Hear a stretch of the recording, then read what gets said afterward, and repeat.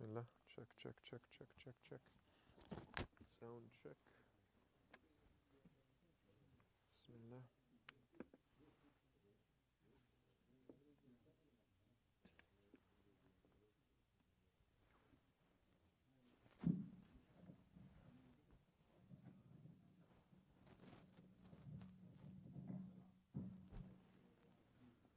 Bismillah.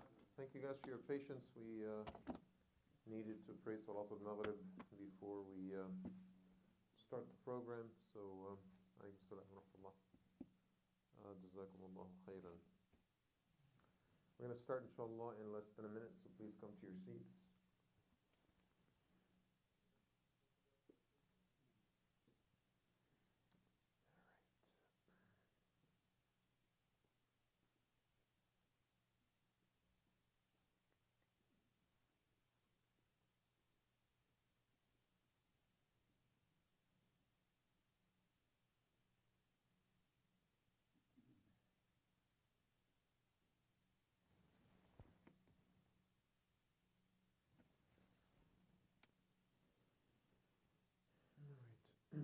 أعوذ بالله من الشيطان الرجيم بسم الله الرحمن الرحيم الحمد لله رب العالمين الصلاة والسلام على محمد وعلى آله وصحبه أجمعين.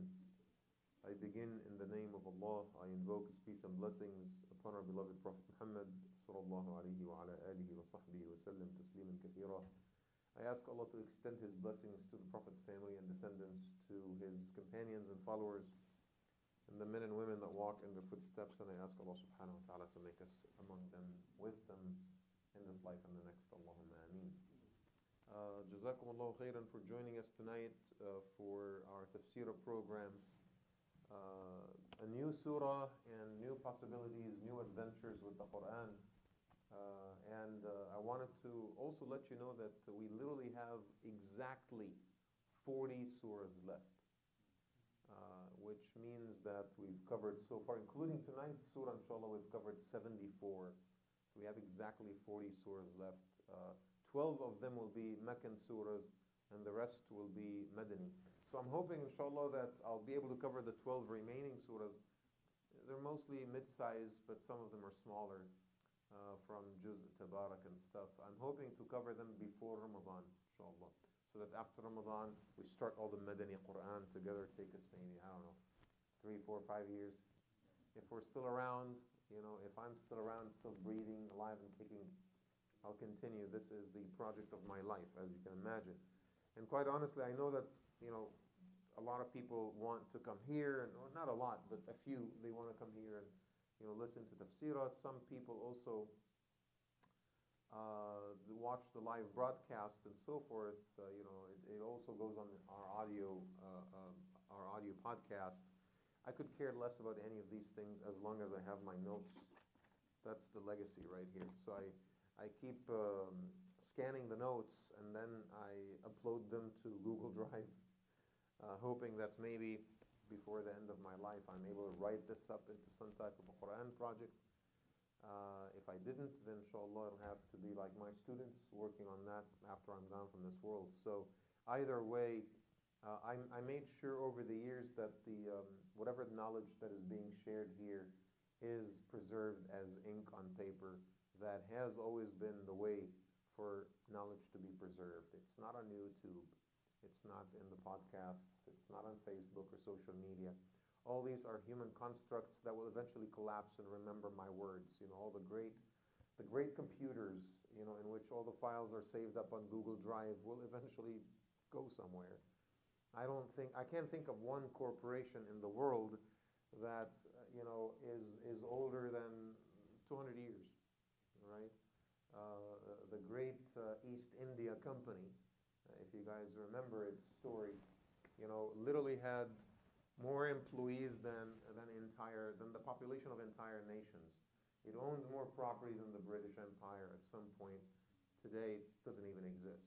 Okay, and so I know that all of these great companies, that's just the cycle of life. One way or the other, they will collapse, and new human entities will come to existence. So you cannot rely on those things. It's the reliability of ink on paper.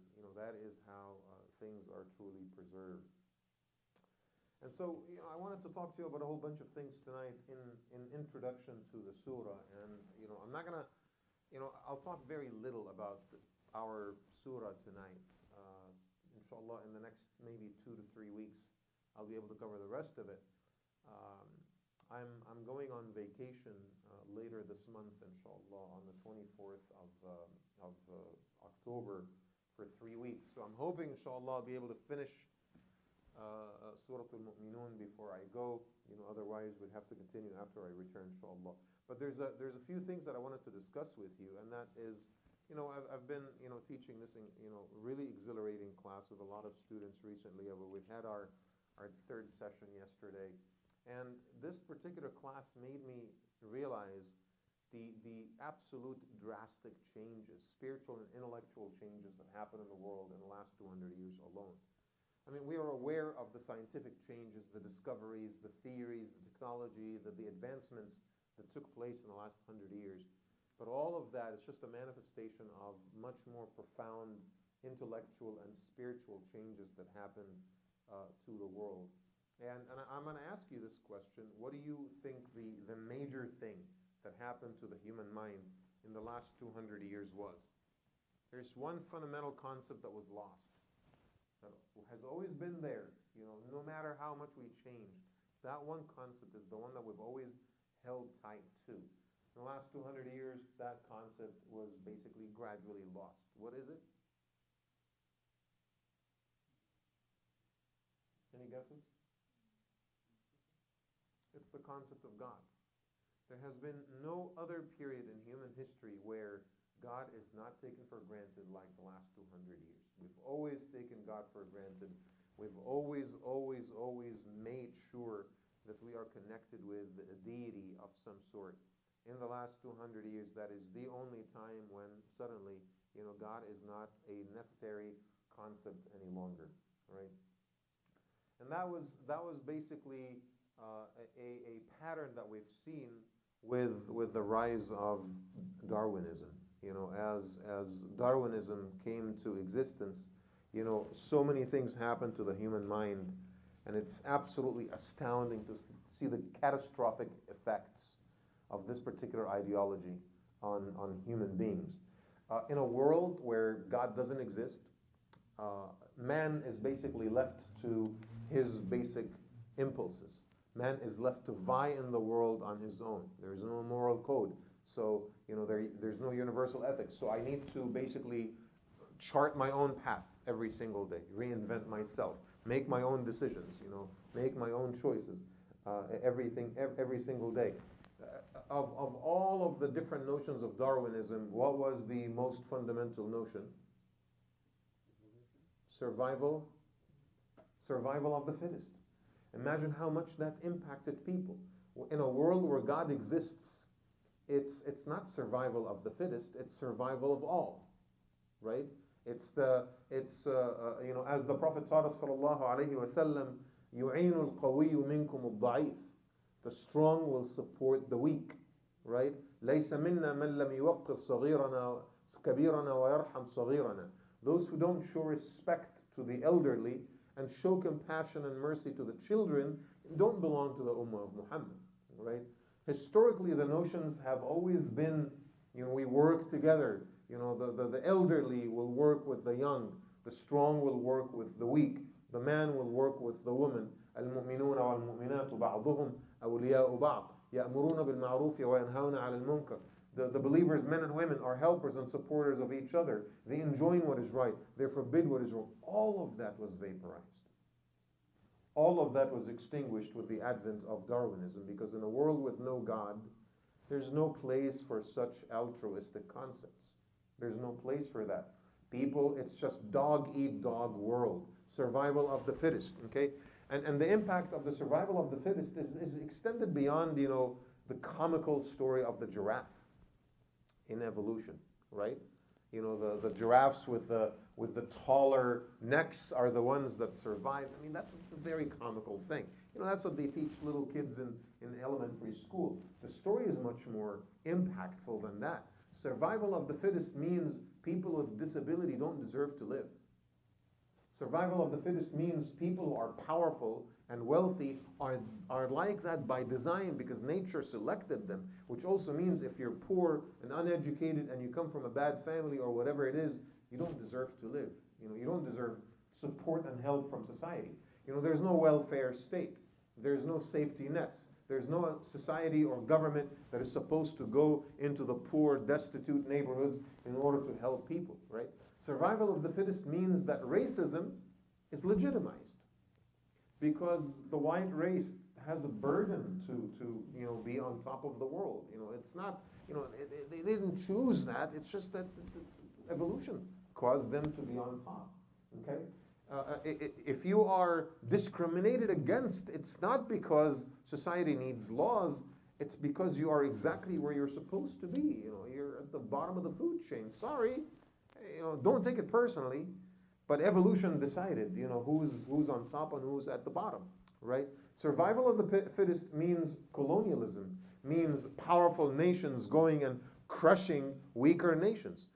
Completely 100% legitimate, right? This is not a matter of military occupation. This is just the natural course of the world. The white man, the Christian white man, crosses the Atlantic in order to, steal the lives of human beings from Africa, not because the Christian white man was bad or evil. Sorry, it's just how things are, right? Survival of the fittest led to to the notion that the powerful remains in power and the weak can be crushed, that's okay. And that signaled people's minds to start seeking that type of power and that type of superiority. Because without it, you're nothing. Without it, you will be lost. Without it, you will be crushed. It is a constant state of fight and flight. And fight, flight, and fright, right? When your sympathetic nervous system is kicking, and your heartbeat is pumping, so your heart is pumping so fast, and you're always scared for your life, and you're always frightened, right? In that constant state of existence where you have to survive every single minute of the day, fight, flight, and fright, okay?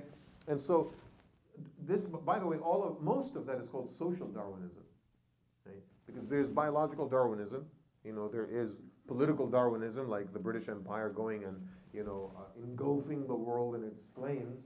And then there is social Darwinism, which basically happens, to this day in neighborhoods, around America, within certain families and so on and so forth, right? Social Darwinism and the idea that people need to be strong in order to survive also lend itself to nihilism and existentialism. There is no purpose for our existence in this world except the purpose that we make for ourselves. So you have to determine that purpose, and you decide on that purpose every single day. One of just to show you the intellectual mood, at the turn of the 20th, the 19th century, one of the most notable philosophers of the time was Friedrich Nietzsche. Okay, Nietzsche wrote this book, it's called, something, the Zarathustra, whatever. It's not important. The story of the book is the stupidest thing that ever existed. I'm so absolutely surprised that such foolish, meaningless ideas survived for 120, 130 years. Yet he's this great, celebrated nihilist of Western thought. And so he invented this concept of the Superman, right? The Superman concept, right? He calls it the Übermensch. Remember this word, because this word is really important. It determines so much of what happened in the 20th century. He invented this idea of the Übermensch in German, Superman in Arabic. The role model is no longer Jesus, the simple shepherd who's humble and loving, and as Christians always say, spends time with sinners and prostitutes, and with the weak and the needy and the destitute, in order to teach them about God. No, that is not the great man anymore. The great man is the masculine Superman, the very powerful, dominating, arrogant, amoral. See, I did not say immoral. He's certainly not moral. He's just amoral. He doesn't have a moral code of any sort. He just kind of comes up with his own decisions. that is the figure around which all of Nietzschean philosophy revolves, right? In fact, I just recently read an article where, you guys familiar with the movie, the cartoon movie, The Incredibles? Please tell me that you are familiar with this movie. Raise your hand if you know about this movie. Lord Almighty. If you're unaware of your popular culture, you may despise that culture if you want, but you cannot afford to be ignorant of the culture in which you're raising your kids, right? Because they are building their own worldviews, and you're completely like living in your own ivory tower. You cannot afford to do that, right? Resent it all you want, but you have to know about it. This is a classical Nietzschean movie, right? Because it demonstrates the existence of these very powerful superhumans that pursue that power. They're just born with it. They pursue power and greatness for the sake of greatness. It's a very Nietzschean idea. It's an idea of this Superman.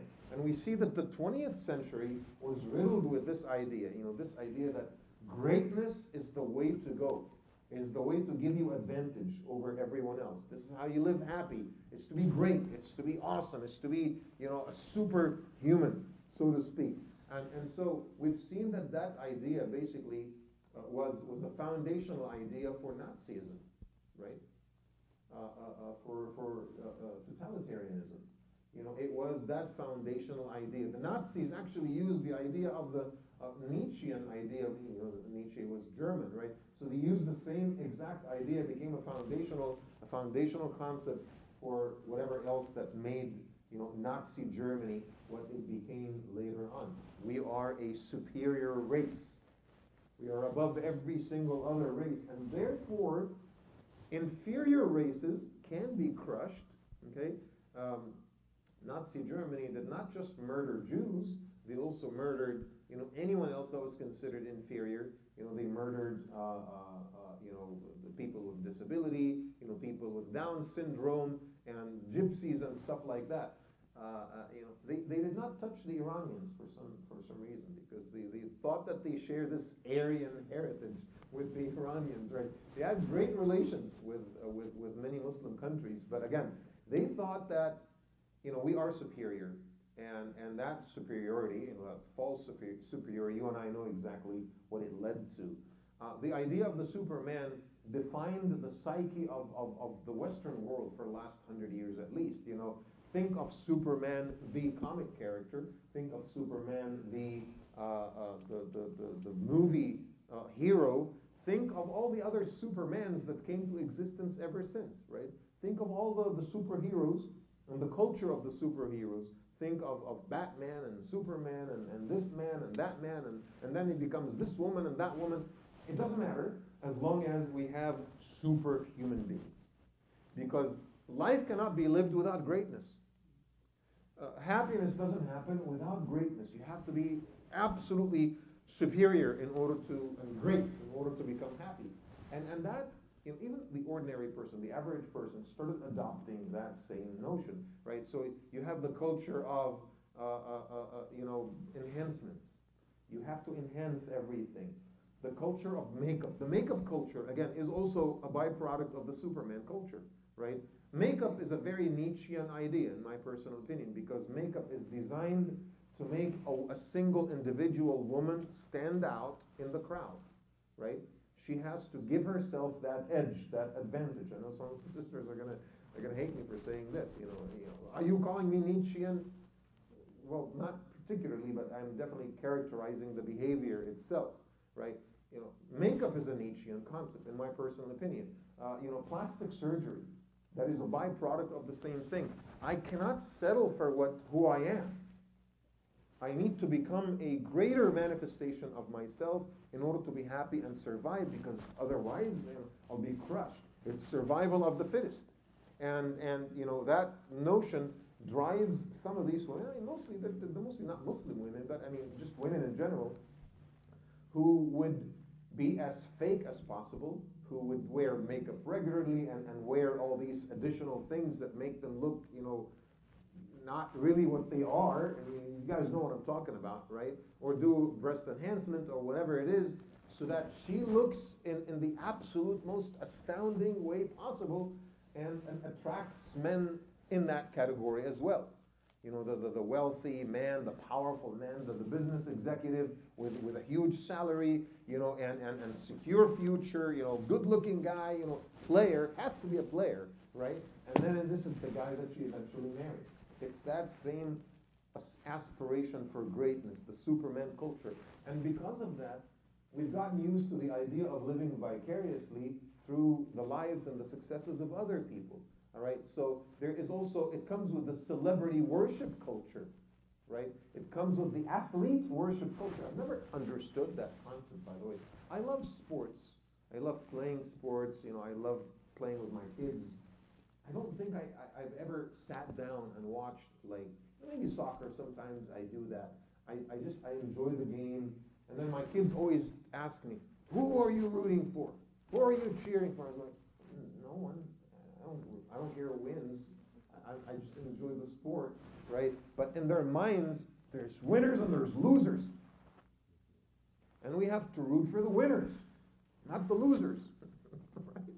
You know, whether it's you know, Sacramento Kings, well, probably not the Sacramento Kings, right? You know, the LA Lakers, or you know, it could be you know, Manchester United, or whatever it is. But there's got to be winners and there's got to be losers, because you know what? That's how it is. And the winners are great and awesome. And you get the girls, and you get the new cars, and you get the money, and you get the recognition, right? And the ordinary person, if I cannot become a celebrity myself, you know what? I'm just going to watch celebrities all day long. And follow them on social media, on Instagram, and have their big posters in my room. I've never understood the concept that someone who's good at basketball is somehow smart enough to give advice to young people, or to talk about business. You know, like, okay, LeBron James, I respect him. You know, he's a great athlete, but it doesn't make him a great man, does it? No. It doesn't make him a great man. He is good in a particular field of his life. It doesn't make him, he can't give me medical advice just because he's LeBron James. He can't give me religious advice. And society takes advantage of the lust for greatness. They will bring those celebrities and they will become the poster boys and the poster girls of marketing campaigns. You know, because, you know, if you're going to buy, you know, I don't know, a Hyundai, I don't know why anyone would buy a Hyundai for any reason whatsoever, right? But if you don't want to buy a Hyundai, right? Well, they're going to put LeBron James's picture on the campaign, and they're going to show LeBron James driving a Hyundai, and suddenly the Hyundai looks, you know, more appealing, because there is a great man that drove the Hyundai. You know, that means, you know, we're good to go. You know, they will bring celebrities, even, you know, in the earlier days of the pandemic, they'll bring celebrities to talk to people about the necessity of taking the vaccine. I don't need some basketball player to talk to me about medical truths. I need someone who knows what they're talking about, because they've spent 27 years at Harvard to tell me that, you know, I need to take the vaccine. Does that make any sense to you guys? But that is what happened to us in the post-Darwinistic world, is that the idea of seeking greatness is what occupies everyone's mind. And if I don't think of myself as great, I'll have to seek people who are great and befriend people who I assume are great, and so on and so forth. This also developed the social media culture, you know, the Instagram influencer culture, where you have, you know, some kind of a person who excelled at nothing in life, except that they have a smartphone, and they film themselves in the gym doing pull-ups. That is their only qualification. That's it. But because they have 500,000 followers on Instagram, suddenly they become influencers. Influencers of what exactly? What is it that they're influencing? Right? And then you have all these young people, and, you know, quite often old people as well, following them and taking their advice and buying products that they promote, and so on and so forth, right? It's this incessant lust for greatness. What does that do to us, by the way? This is what the Nietzschean Superman culture taught us. Okay, the Darwinistic culture taught us is that nothing is enough. Happiness is not achieved through the day-to-day tiny little successes. I have to achieve some type of global recognition in order to be happy. Sac state is not good. I have to graduate from Stanford in order to feel better about myself. A bachelor's degree is not enough. I need to get my PhD to feel good about myself. 500 followers on Instagram is not enough. It needs to be 500,000. Otherwise, I don't feel good about myself. I need to wear designer clothes and put myself and my finances in harm's way in order to buy some stupid $700 purse that has the same exact quality as the one you buy from Kohl's at $27. So that people look at me and then they realize that I'm great. Now I can feel good about myself. I'm Superman because I'm wearing Gucci. I know it sounds stupid when I say it like this, but people practice this every single day without really knowing. What did that do to us? We overlook the small successes. We overlook the small pleasures of life. I don't enjoy the sunshine anymore. I don't enjoy the beautiful breeze of the spring, right? I don't enjoy people's smiles anymore when I go to the grocery store and the cash register, the guy treats me with kindness. That's not a moment of joy anymore. Joy is about greatness. It's got to be huge to give me joy, okay? Men are not satisfied with their wives because they look at, the poster girls. The image of the perfect woman, they don't see that in their wife. And a woman, she looks at her husband 2.5 years into the marriage, and now he has like a belly. Dangles a little bit over the belt. Okay? And she sees that. And she realizes, my husband's not great. That's not what I signed up for right over there. And then she keeps looking at pictures of, I don't know, George Clooney or something. He's 65 years old. I mean, he's not a good fit for you anyway, right? But that's what happened to us. Happiness resides in greatness, okay? And ultimately, I think that contributed to the mental health pandemic, or the mental health epidemic, whatever you want to call it. People are so unhappy across the board, regardless of what they have. And the more they have, the more they lust for more, because, hey, it's not great enough. It's got to be great. It's got to be huge. It's got to be massive, okay? Was this always the case? No. This is only the case in a godless culture. Because a culture that has God, I'm thinking of other things too. I mean, greatness maybe is one of them, but I'm thinking of otherworldly reward. I'm thinking of like thawab and hasanat and I'm thinking of the day-to-day rewards from God, the little satisfactions, right? I'm thinking of altruism, of making sacrifices, of being with other people, right? I am thinking that God distributes rizq. It's not entirely my work and my effort. God also distributes. Maybe He willed for me to be where I am, and He willed for him to be where he is. Alhamdulillah, it's okay. I'll work as hard as possible because I'm expected to. But ultimately, if God wills otherwise, it's fine. There's rida, right? I need to be content. After my hard work, I need to be content with the outcomes, right? This is what happened in a godly world. In a godly world, greatness is accidental. Greatness may happen, and it may not happen, and it's not necessarily pursued. I don't pursue greatness in a godly world. In a godly world, I pursue excellence. I pursue ihsan, to beautify what I do as much as I can, to perfect what I do as much as I can, but I don't necessarily care, about being great, right? One of the things, obviously, that I don't need to prove to you is that the absolute vast majority of beautiful things that happen in the world don't happen by great superheroes. They happen by the simple, ordinary people in the day-to-day grind. It's the micro decisions that we make to refrain from insulting someone, to curb our anger, to control our ego, to treat people with kindness, to smile in their faces, to make sacrifices, to take a little bit of myself and share it with others. This is how greatness in the world is achieved, right? And so in a godly world, people don't seek that greatness because they depend on Allah subhanahu wa ta'ala. There were still great people, right? And it's necessary to acknowledge that as well, but it only happens not because I pursued it, because Allah subhanahu wa ta'ala wanted Musa alayhi salam to be a prophet and not someone else from his family. It's not something that he worked for. In fact, for practical purposes, he was trying to run away from it, and it just so happened. Okay? And so this acute dilemma occupied the minds of many Muslims before Hijrah. Because you have all these really simple, ordinary guys. You know, they're shepherds. They were selling vegetables in the market. They don't have royal blood. They don't have experience running nations or being governors. Barely even simple warriors, right? You know, you take your sword and you go fight the tribe next door. It's not like major all-out warfare either. They were not good in any of these major things. They were really simple people. And now they're being told, we need to travel to the city of Medina and establish a civilization?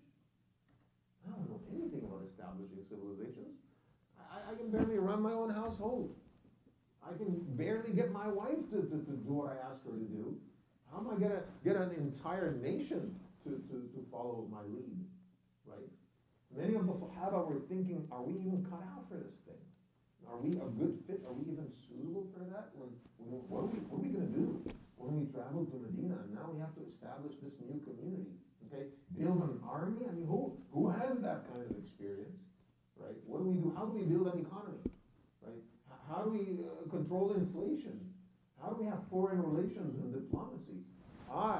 This simple guy, Sa'd ibn Abi Waqqas, who, used to just go to the desert and practice my archery, suddenly I'm being asked to become a great general and talk to the brass of Persia. I don't know anything, right? Allah subhanahu wa ta'ala at that juncture talks to these people who now need to carry the responsibility of Islam and need to push themselves into being this incredible manifestation of themselves. And he tells them, guys, don't worry about it, because it is ordinary people with ordinary qualities that change the world. You don't need to be superheroes. You don't need to be the Incredibles. You don't need to be supermen and superwomen in order to establish something great and beautiful. In fact, you don't even need to seek greatness. Just be yourself and be steady and be consistent, and greatness is something that the Lord will take care of, right? And it is true that the vast majority of the companions were ordinary people before Islam, right? Think about it. Most of the great things that you know about the Sahaba, you knew about it because they became Muslims.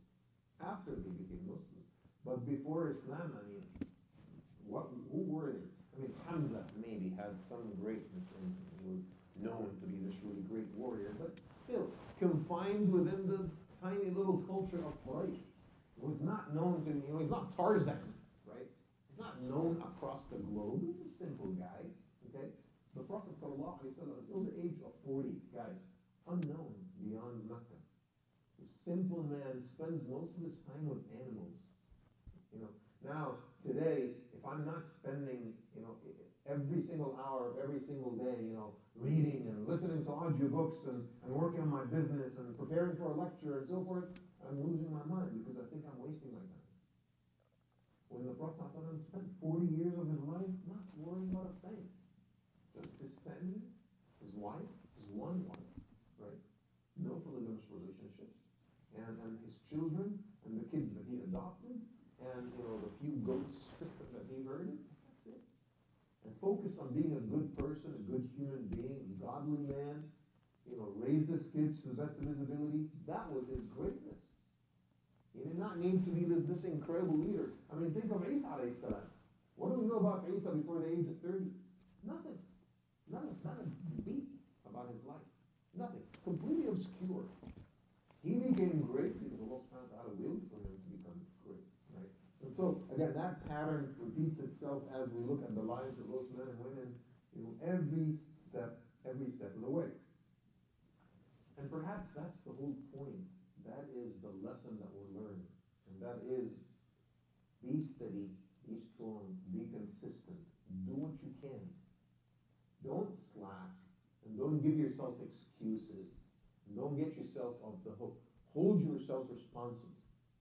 But seek success and happiness and joy in the small, tiny little steps of life. The small victories, as they say. When you get your baby to go to the bathroom and not pee around the house anymore. Now your kid is potty trained. Isn't that a victory? It doesn't have to be great. It is a victory. I'll celebrate today because I can say my daughter is potty trained. That's a celebration, right? When your kid comes home and they have an A in a quiz, you don't need to receive a PhD for you to be happy. That's enough for today. I'll be happy. Sometimes, actually quite frequently, I go into the kitchen and when I open the pantry, and then my wife always asks me, what exactly are you looking for?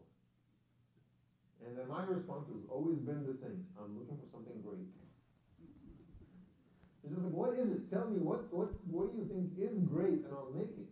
I'll make it for you, and then I'll be like, well, I'll know it when I see it. I think that this is one of the small things, you have to accustom yourself to enjoy a meal and to just say, Alhamdulillah, for a small meal with my spouse and my kids. And you know what? That's enough for today. When you are attending Salatul Jum'ah and you hear something from the Imam that resonated with you and made you feel like some type of spiritual enlightenment, you know what? That's enough victories for one day. The idea here, and we'll see how Allah subhanahu wa ta'ala trains the hearts of that generation 1 year before they perform the migration, because that's the timing at which this surah was revealed. 1 year before going to Medina, Allah subhanahu wa ta'ala trains them.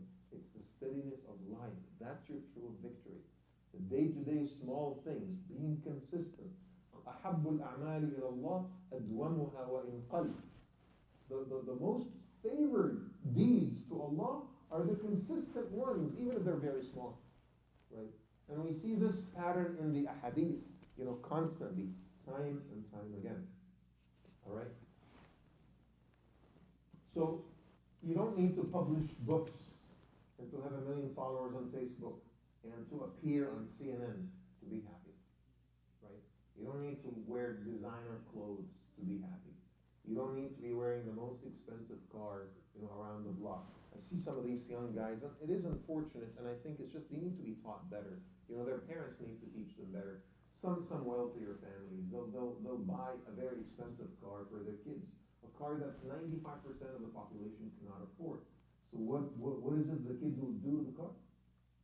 They'll take it and they'll start adding things to it because a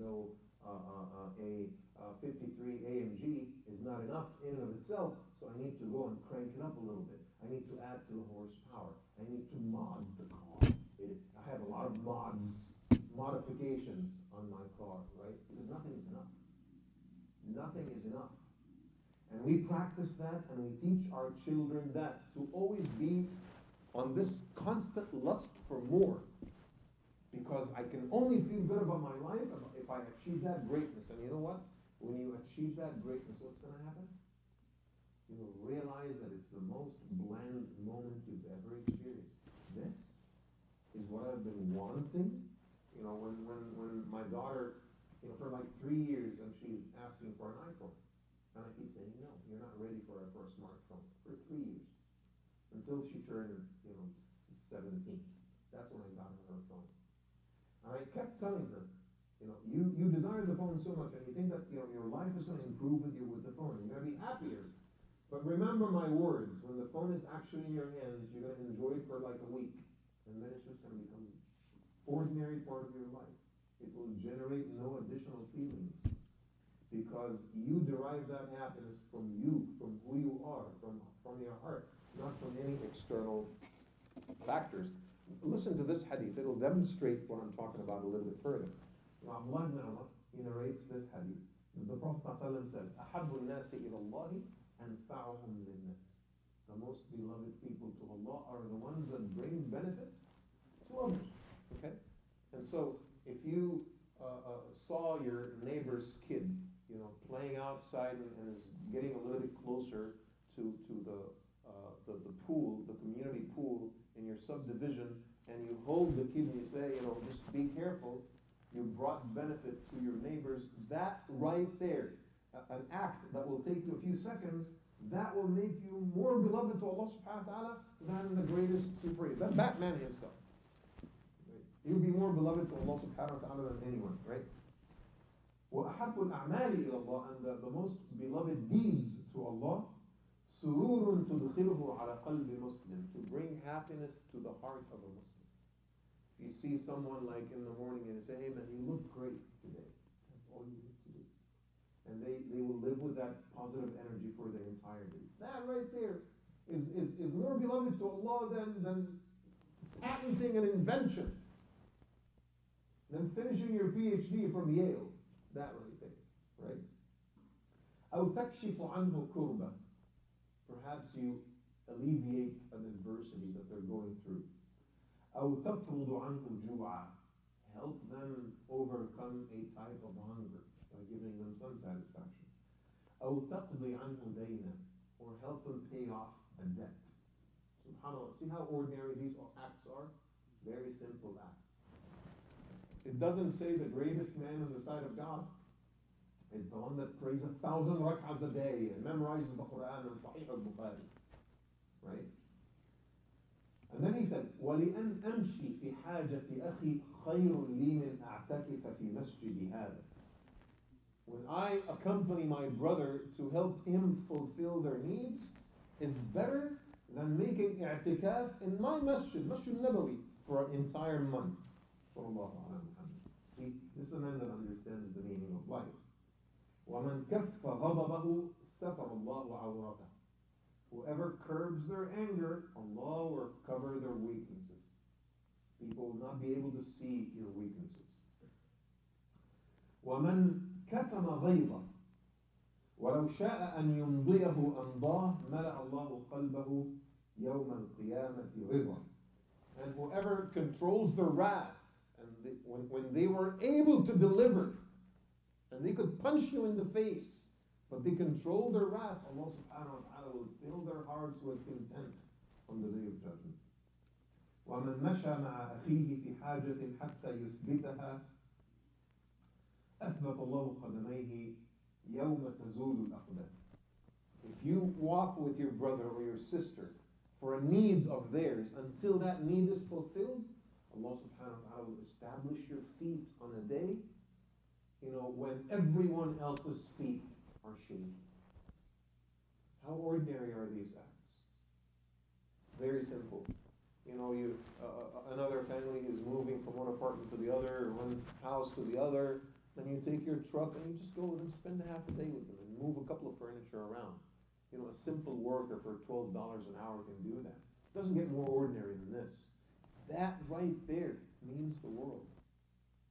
In this godless world, this Darwinist, Nietzschean world where everyone lusts for superheroes, the Prophet ﷺ tells you that greatness is achieved by the small, ordinary things that you do consistently every day in your life. You don't need to be the most amazing person. You just need to be consistent, right? There's a story that is often told about the conquest of Damascus, right? This great Muslim general, Muhammad ibn Maslama, who was dedicated his life. I mean, that was a superhero. Okay? That was a superhero for sure. But how many Muhammad ibn Maslama lived in the world, right? And so he's putting Damascus under siege, taking it from the Byzantines. And then, the army, for 2 weeks, are trying to breach the city, and they couldn't. And there's this, sometimes, when you have the big city walls, they have, these little holes at the very bottom of the city walls where the water can pass, rainwater, creeks, and stuff like that. So this crazy guy, they don't know what his name was. He ran with his horse through enemy lines, and everyone could see him. And then he jumps off his horse and he dodges the arrows and the sword strikes, and he crawls down the fence through that little tunnel. And they're trying to get him, and no one could get him until he got to the other side. And of course, the distraction that he created enabled the Muslim soldiers. Hundreds followed him, and the other ones managed to actually breach the city. All right. So Muhammad ibn Maslama, after the city fell, the city of Damascus, the first thing that he did is that he announced in the army, the soldier that breached the city needs to come forward. Okay? Half a day passed and no one came forward. So he kept making the announcement, and then he starts getting angry. I will punish the entire army if this man does not come. No food or water for anyone until he's a soldier, he's a general. And generals in times of war expect that their commands must be followed, right? So there's no negotiation, there's no diplomacy. This is a military order.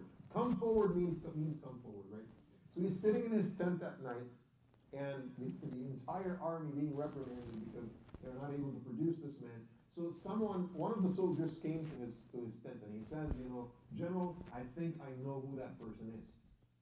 He said, okay, take me to his tent. I need to thank him at least. And the man said to him, well, I will tell you, but I just want you to promise me in Allah's name that you will not ask me for my name. So he says, I promise you in Allah's name that I'm not going to ask you for your name. Now take me to your friend. He says, the man that breached the fence was me, and he ran. And he just ran, he skedaddled, as we say.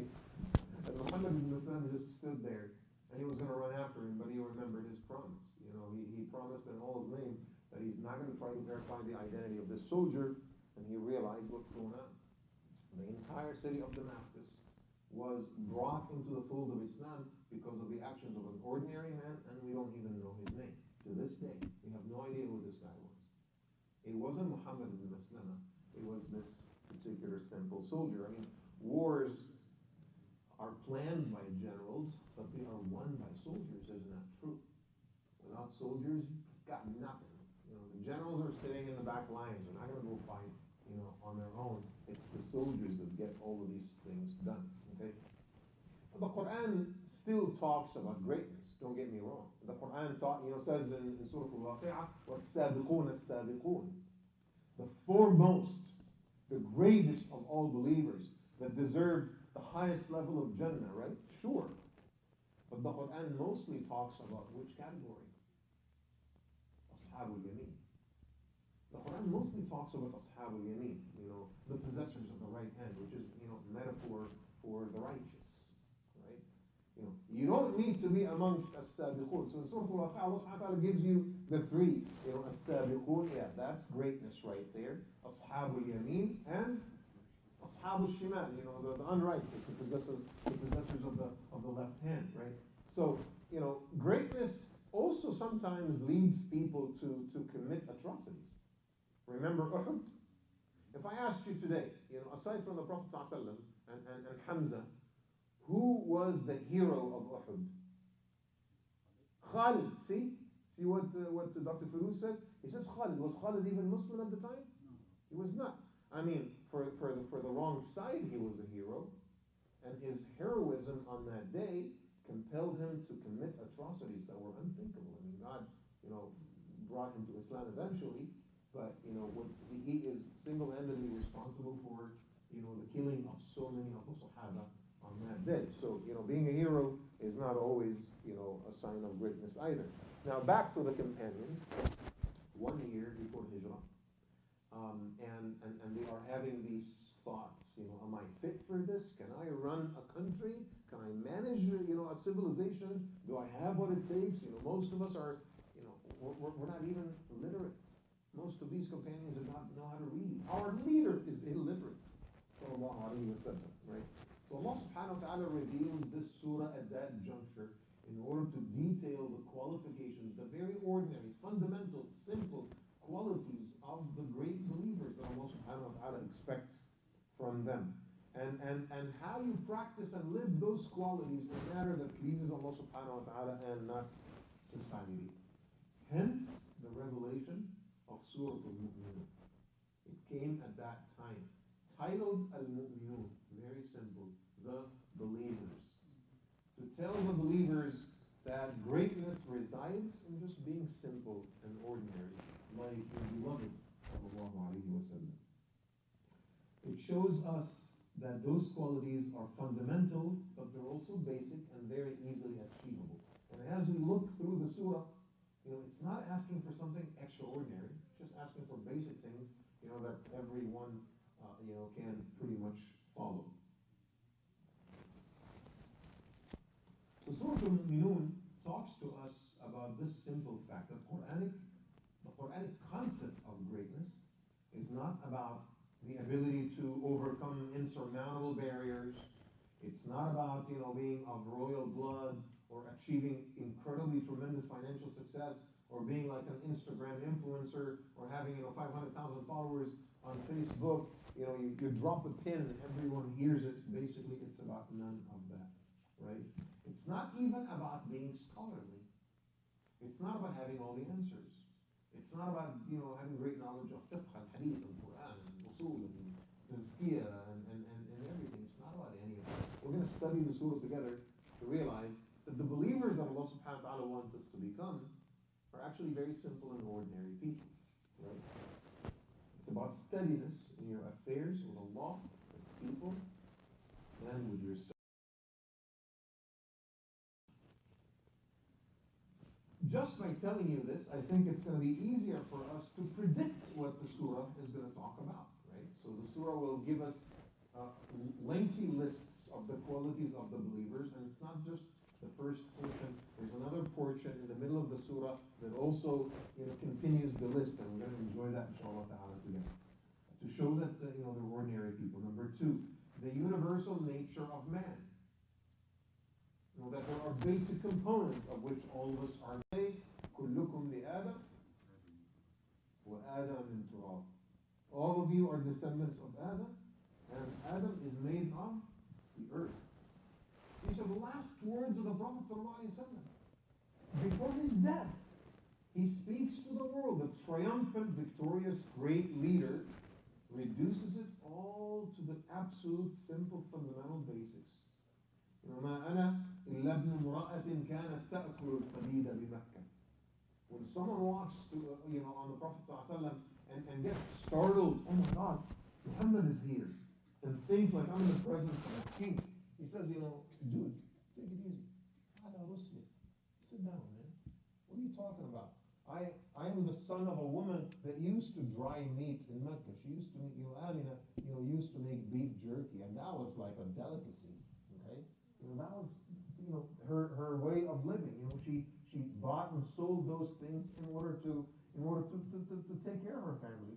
Right? Her husband died, and she had to do those things. Don't think that I'm all that. I'm just an ordinary, simple man. And then, in the farewell sermon, he speaks to the world and he says, all of you are one. لا فضل لعربي على أعجمي ولا أعجمي على عربي ولا أحمر على أسود ولا أسود على أحمر إلا بالتقوى. You're going to think that you are greater because you're Arabs and your prophet is Arab and the Quran is in Arabic. Think twice about that. Think again about that, because the Arabs are no better than the non-Arabs, and the non-Arabs are no better than the Arabs, and those who memorize the Quran in its entirety are not necessarily better than those who only memorize Juz'an, and those who memorize Juz'an are not worse than those who are Huffaz of the Quran, and those who are black are not better than the white, and the white is not better than the black, and the Asian is not better than the non-Asian, and the non-Asian is not better than the Asian. It's none of these considerations. You are all one. كلكم لآدم وآدم من تراب. Every single one of you is a descendant of Adam one way or the other. You cannot escape that fact. You cannot escape that fact. And that is a grounding acknowledgement. It grounds you to know that. That all of these people that I think I'm better than, I'm greater than, are still my relatives. On what basis do you think that you are greater than those people? So the surah has to talk to us about the universal nature of man. Okay? We are all made of the same stuff, and all held accountable before Allah subhanahu wa ta'ala in the same exact way. Even the stories of the prophets, and I will show you this in Surah Al-Mu'minun, even the mentions of the prophets in the surah, including Musa and others, still talks about the same thing. You know, how could you follow an ordinary man just like you? Every single prophetic story in Surah Al-Mu'minun will mention the same thing, that the primary argument that the rejectionists would use against their prophets, they would say, how could you follow? He's not an angel, he's not a great king, he's an ordinary person like us. وَقَالُوا لَوْلَا أُنزِلَ هَذَا الْقُرْآنُ عَلَى رَجُلٍ مِّنَ الْقَرْيَتَيْنِ عَظِيمٍ. If only this Qur'an was revealed to a great leader of the two cities. But it was revealed to Muhammad. He's an ordinary person. That's why we're not going to follow him, right? Same exact bad philosophy, right? You know, the Arabs of Quraysh were also very Nietzschean when you think about it. They were Darwinists without even knowing that somehow there are certain qualities that make certain people greater than others, and that cannot be farther from the truth. And the surah will end by also talking to us about the opposite. The flip side of the coin is to know the qualities of those who have rejected this understanding. Okay? The destiny of those who fail to acknowledge, you know, these basic truths of life. So that's what I have for you guys tonight, and I'll take some questions, inshallah ta'ala. If you have any, next Friday we will delve right into the surah. I just wanted to give you an introduction today so that you are mentally and spiritually ready, inshallah, when you come back next week for this beautiful surah, Surah Al-Mu'minun, the believers. I ask Allah subhanahu wa ta'ala to increase us in knowledge and humility. I ask Allah subhanahu wa ta'ala to strengthen our unity, to bless our families, and I ask Allah subhanahu wa ta'ala to give us content with the small successes of life. I ask Allah subhanahu wa ta'ala, as we aspire for success, that it does not affect our hearts.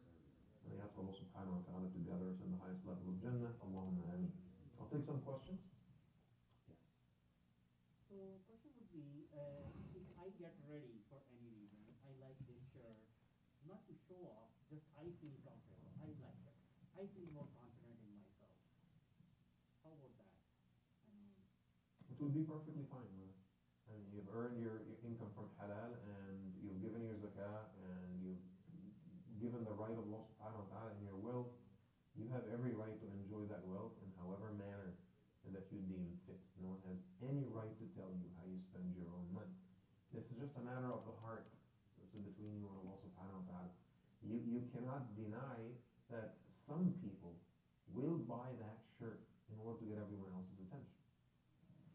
If you don't do it for that reason, that's fine. There's always that story about Abu Bakr as-Siddiq radiallahu anhu. You know, so the Prophet ﷺ says it's haram to wear clothes that are that touch beyond the ankles, basically, because you know in Arab culture, in the culture of Quraysh back in the day, you know, people who were very arrogant, they would wear these abayas, these cloaks, and these thobes that are very long, and they would be dragging, you know, behind them. So the Prophet ﷺ said that you're not supposed to be doing this. You're supposed to be wearing clothes that are, you know, go all the way to the ankle or shorter. So Abu Bakr as-Siddiq responded and said, you know, Ya Rasulullah, actually most of my wardrobe is made of thobes and things that are longer than the ankles. And he said to him, Ya Aba Bakr, ما كنت لتجر ثوبك في خيلاء. You are not one who would drag their thobe before him, you know, out of arrogance. So, in other words, don't worry about it. Your intentions are different. Does that make sense? So your intentions make all the difference. Yes? What if we are not trying to necessarily be an influencer, but for example, I like to make music and make translations and share them, but at the same time it goes on social media, but I'm not trying to do it for the followers, but I want to help people. Is it, how would you consider that? Remember, I did not make a statement today about people. I made statements about actions and the intentions that are behind those actions. You would agree with me that there's so many people in our society that, number one, lust for that type of recognition, and they will constantly go back to their posts and see how many likes they received and so forth, and how many shares and stuff like that. On the other hand, there's also a lot of people that lust for this type of content because they want to live vicariously through the lives of other people. And so social media is a complex question, and maybe I'll dedicate some time in the future to specifically address that. You know, all I'll ask you to do right now is to just always check your intentions. You know, what is it that I'm doing? Is it in line of the teachings of God? And if it is, am I doing it for the right reasons or not? Am I giving people actual, true benefit or not? You know, there are people, for example, like I always see, you know, some of these really hard work, like, you know, sometimes I go to Merced, you know, and I used to speak at the MSA at UC Merced, you know, quite a bit in the past. And every time I go to Merced, you know, like in the heart of the Central Valley, and there's so many, you know, Mexican families that live over there. They're just mostly really nice people and very hardworking with incredible work ethic. And I would always say to myself, you know, if I stand before God and I, you know, say, Lord, you know, I worked my entire life to help put food on people's tables, that'll be an honorable moment, right?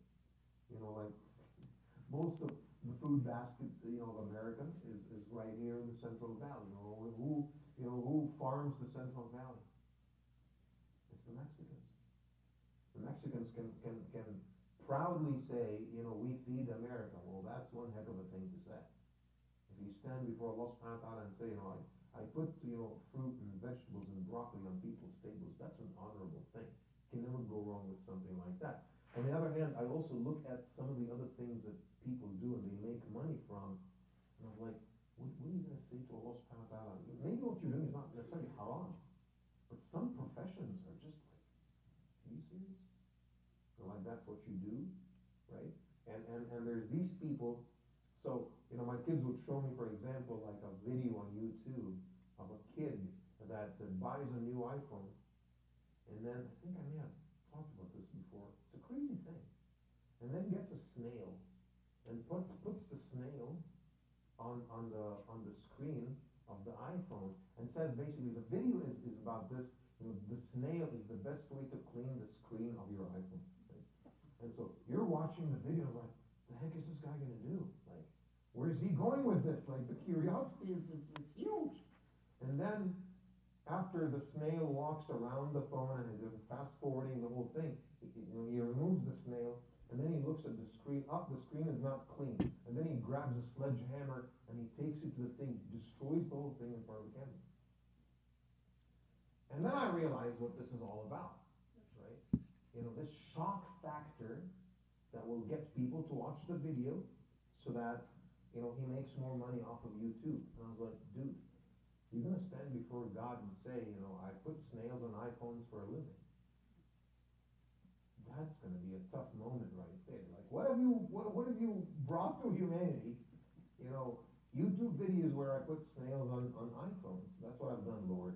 Okay? Like that's a frightening thought. And so you always ask yourself, what do I do? What am I passionate about? And is it halal or not? And does it bring value to humanity or not? And the rest is between you and God. I mean, no one has any right to tell you what to do or what not to do. Questions? Yes, ma'am, please.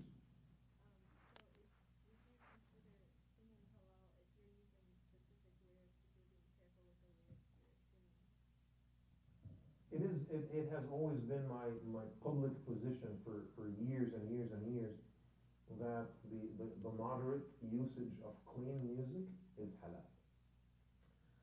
And so if you listen to music, if you listen to songs with clean lyrics, you know, poetry that enhances the soul, that gets people excited to do good and positive things in life, it lacks profanity. You know, it has always been my position that this is halal. Any other questions? Yes. You were talking about how when the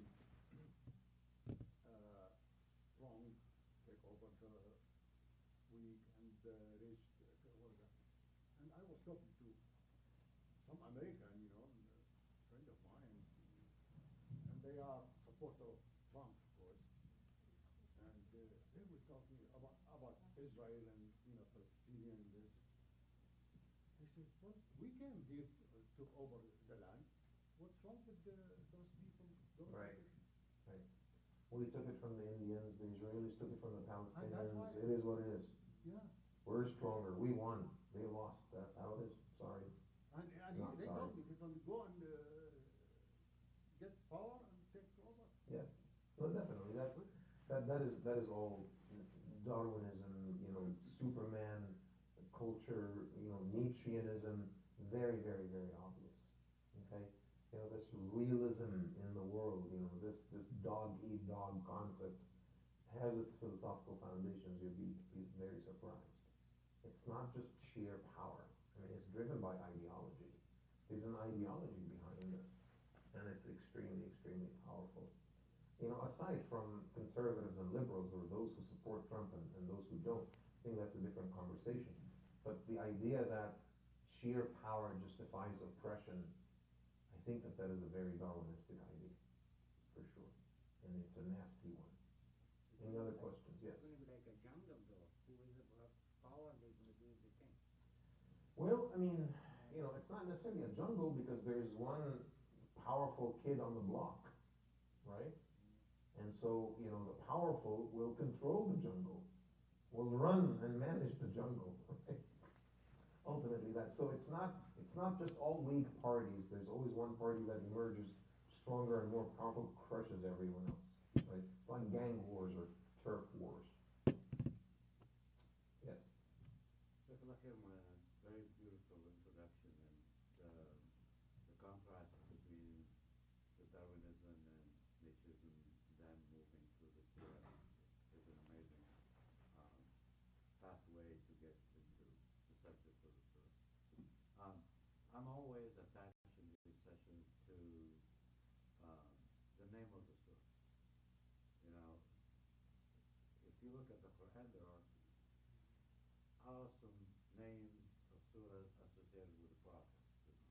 Surahs associated with huge events, or a group of people that, like Surah Al-Kahf and stuff like that. Or the signs of Allah, Surah Al-Layl, Surah Al-Shams, Duha. All these are amazing. Allah subhanahu wa ta'ala picked the surah for the believers. Elevation of the status of the believers to feel how Allah subhanahu wa ta'ala is looking at us and giving us what status to give us a surah in our name. To me, it's like every time I read Surah Al-Mu'minun, this is surah for us. This is surah for my family. This is surah for my community. This is surah for the people that I know, subhanAllah. So I would like to see that kind of, hit sometimes in the beginning of the introduction of the surah. That name and how important. You did very well, in particular on Surah Al-Nahl. You said it's called Surah Al-Ni'am, and you talked about so much. Why did Allah subhanahu wa ta'ala pick Surah Al-Ni'am? Right. So Jazakallah khair again. I pray to Allah subhanahu wa ta'ala to make us among the true believers. Jazakallah khair. Yes, ma'am. So I'm familiar with theory of Darwinism and evolution and so forth.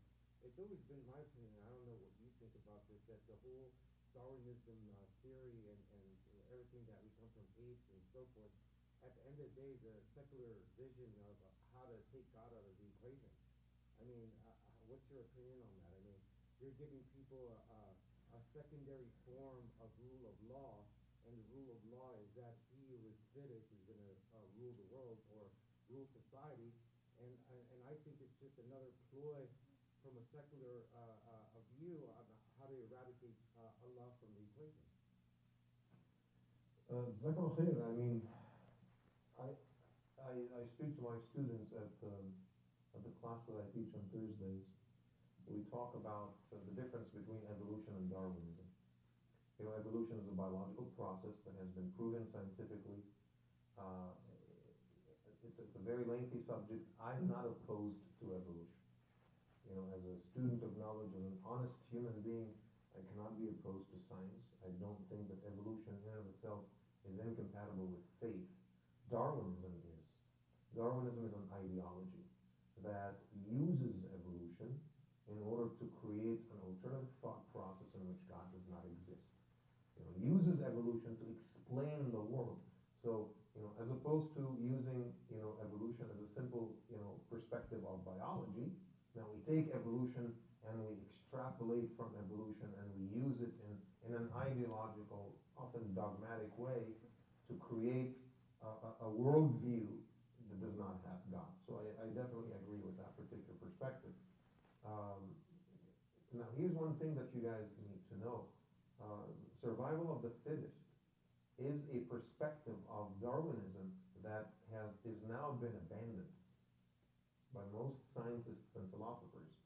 The violent process by which the weaker members of a species were weeded out, I think science is now disproving that process. And there was actually another British scientist. His name was Alfred something. I don't remember his last name. He was a contemporary of Darwin, and he reached conclusions about evolution almost at the same time that Darwin did. In fact, they corresponded with each other. I'll get you his name. I'll share his name maybe next time, right? The only thing is that he disagreed with Darwin on survival of the fittest. He said that the process, is about negotiation. The process is about cooperation. The process is about sharing of resources. It's not about the weeding out of the weakest, right? But there was a huge difference between the two men. Darwin rubbed shoulders with the royal circles of Great Britain at the same time. Survival of the fittest was a useful paradigm that the British military was intended to use to justify its colonialism. And so the perspective of Charles Darwin became science, and he was given support, and he's now being taught at universities. He was, an elite himself, he smoked cigars with the prime minister and so forth, whereas the other guy was a simple, commoner. So his entire scientific perspective was dismissed. Now, almost 100 years later, they're actually realizing that no, it was not about the violence of survival of the fittest. That was an ideology that was used to oppress, that was used to justify racism, that was used to justify the lack of a welfare state, that was used to justify colonialism and the occupation of other people, and so forth. So, I do agree, with you on much of what you said. I'm not sure, though, if the ordinary person chooses this path because they want to reject God. I think, in essence, they become a victim of it, right? And that's why we see a lot of young people lose their faith. They're honest people. But once you subscribe to an ideology, it's just very difficult to break through. So we're definitely seeing that, and we're putting effort, alhamdulillah, in our own community to curb its influence. Questions? Yes. Quick question was somewhat of an assumption. I think we as people have this tendency, at least at a surface level, for wanting a role model or the superhero in some form, right? It's almost natural to each one of us. And so, obviously, social engineers, movies, and all that's happening, they take advantage of that and portray those superheroes that are attractive to us. If we are to counter that, as parents, as mentors, as teachers, how do you do that without, or should you counter it by making the Sahaba or the Prophet superheroes, or how do you counter it without, elevating the Sahaba to a stance in which they become impossible to emulate? Which we've often done, too. Right. Mm-hmm. So how do you Throughout history, Muslims have done that so effectively. I think the first step would be to, teach the children about finding happiness in sight. I feel so satisfied when I was watching my kids grow. My youngest would always play with their, Legos and play with their dinosaurs for hours and hours and hours on end, and not expecting that they need to be playing with other kids or that they need to have someone else, being engaged with them or seek their parents' attention. And I've always, thought that, especially my youngest son, Juan, that he has that sort of like, independent attitude of people. I think that's a very good first step. Search for that happiness inside. The circumstances are not always going to be favorable, so you always want to search for that happiness. And when you do that, the second step is you teach them not to live vicariously through the lives of others. Try to temper their desire to follow celebrities, or to talk about, famous people. I was often asked this by my kids. Oh my God, Dad, if you meet like Brad Pitt in Santa Barbara, would you want to take a selfie with him? I'll be like, well, I'm just wondering if he's going to want to take a selfie with me. Who wants to take a selfie with who? It's like, you're always a party pooper. And I was always like, no, guys, it's not. What makes that person deserving of my attention? Because he appears in movies? Like, make a case to me right now that in of itself is enough for me to, feel so excited, about seeing that person. Okay? So I constantly, for so many years, I've battled with my kids and combated them about this idea. Okay? You ask yourself, what is it that you're doing with your life? Don't settle by just, my friend is successful.